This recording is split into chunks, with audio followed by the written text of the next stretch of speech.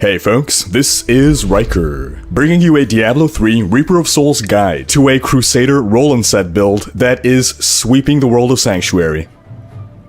Get it? Because Roland uses sweep attack?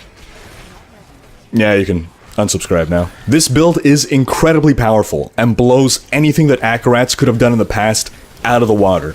It focuses on using the buffs granted by the Roland set.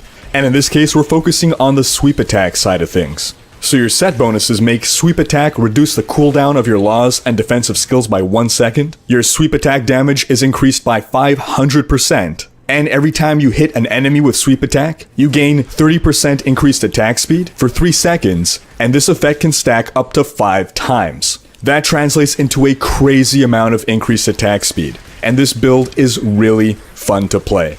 Let's take a look at the skills. First off, we have Sweep Attack, Trip Attack. This is your primary attack skill. It deals damage in a nice area in front of you.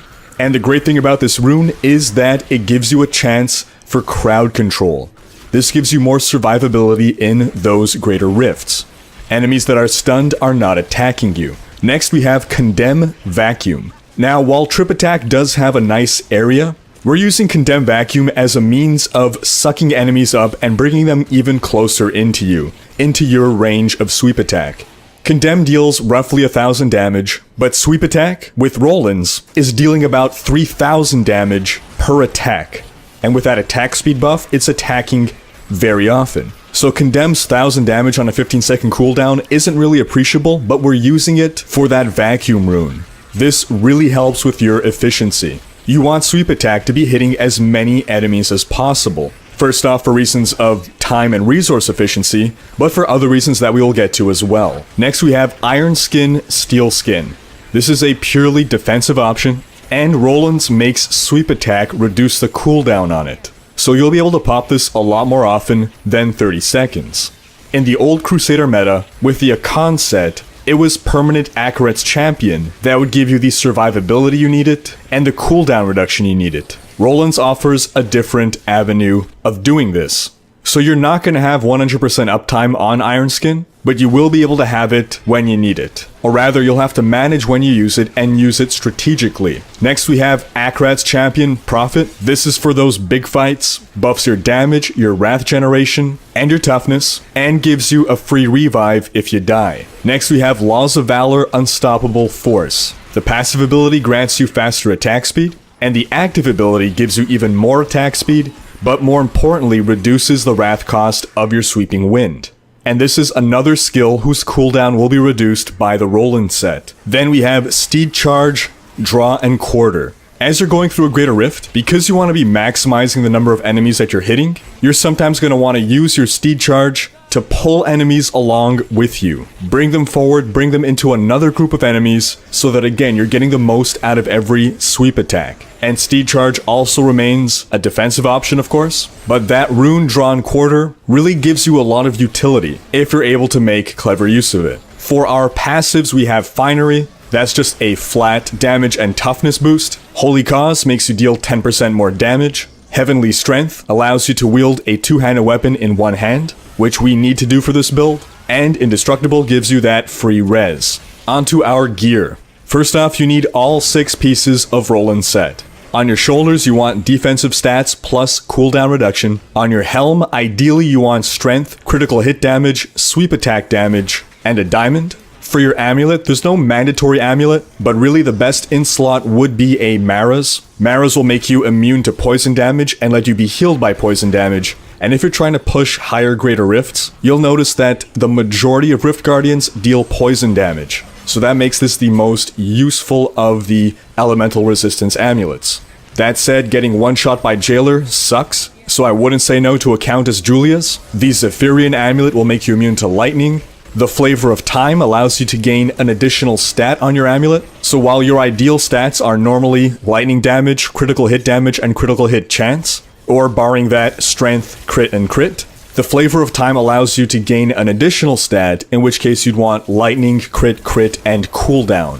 For your gloves, you want strength, crit, crit, and then for your last stat, most people go with vitality, but if you want, you can try subbing that out for cooldown reduction or even attack speed. For your chest, you want all defensive stats, Vitality and percent life are good choices. You can sub out percent life for reduced damage from elites, or you can even reroll one of your secondaries for one of those reduced damage affixes. For your wrists, you want Ancient Parthen Defenders.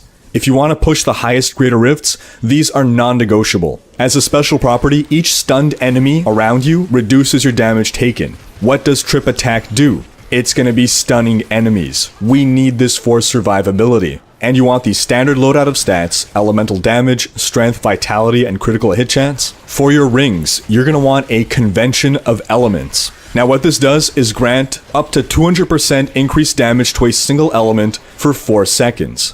And this effect rotates through the elements available to your class. So as a Crusader, that's going to be fire, holy, lightning, and physical. So you might ask, what good is a buff that is only up a quarter of the time? 4 elements, our main attack power is lightning based, so we're only gaining that 200% bonus a quarter of the time. Well, if you average that out over the course of a run, a 200% bonus a quarter of the time works out to a 50% bonus all the time. Basically, this just means that the Convention of Elements gives you a 50% buff to your lightning damage. And then the other ring that you'll want is a Unity. You want to go with the double Unity setup, one for yourself, one for your follower, and the follower token that makes them immune to death. This will double your toughness. And of course, if you're playing multiplayer, you do not want to use your Unity, in which case swapping out to a Stone of Jordan with the appropriate element is a good option. As you can see, I like to get ballsy with Focus and Restraint, because I like to spec for pure glass cannon, and the double damage buff that Focus and Restraint give is just too much for me to pass up. When I do that though, I swap out Condemn for Justice, Sword of Justice. This gives me a little bit of movement speed, but really we're just using this to proc Focus and Restraint, since you need to use a resource generator, and the ability to have a ranged attack that also grants a bit of move speed is a nice bonus. Of course, in this case, we are relying on our teammates to bunch up our enemies. But that's just the setup I use. I'm not advocating that you use this as well. It's probably not optimal. The ideal stats on a Convention of Elements: Strength, Crit Chance, Crit Damage. Ideal stats on a Unity: Crit Damage, Crit Chance, Elite Damage. For your belt, you want Thunder God's Vigor. This gives us a nice lightning buff. For our pants, we need Rolands with pure defensive stats. For our boots, we want Rolands. Strength, Vitality, All Resist, and Sweep Attack Damage. Now you only want to have All Resist on there if you can get your move speed up to 25% through other means. Or in our case, that's basically only through Paragon points. If you can't get full move speed, then you're going to want to get move speed on your boots. Then the last 2 items that you need to complete this build, the Golden Flents. Now as you can see, I don't even have an Ancient Golden Flents, and my gear is altogether suboptimal, and I very easily handled a level 45 Grift, with little to no practice with this build. This build is a wrecking ball. Your Golden Flents make Sweep Attack restore Wrath for each enemy hit. This is part of the reason why we want to be hitting as many enemies as possible with it. If you just Sweep Attack against a single enemy, as in the case of a Rift Guardian, you're going to find yourself running out of Wrath very quickly. Ideal stats are Strength, percent damage, and then generally life per hit is the favored next option, but you can always go with something else. Now for your offhand, you need a Denial, and this further makes you want to be attacking as many enemies as possible. Each enemy hit by Sweep Attack increases the damage of your next Sweep Attack by up to 40%, and this stacks up to 5 times, so we could be talking up to 200% additional damage. That means triple damage.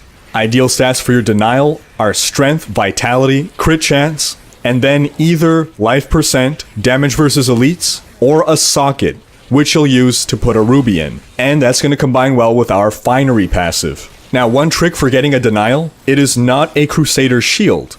So grab your level 70 Barbarian and gamble at Kadalo with your Barbarian. This is going to limit the pool of potential shields that you can get. You have a greater chance of gambling a Denial with a Barbarian than a Crusader. As for your legendary gems, you definitely need a Bane of the Trapped. That gives you a huge damage bonus at all times once it's level 25. You'll also want Teguk. Your stacks will build up fast because you cast Sweep Attack very quickly.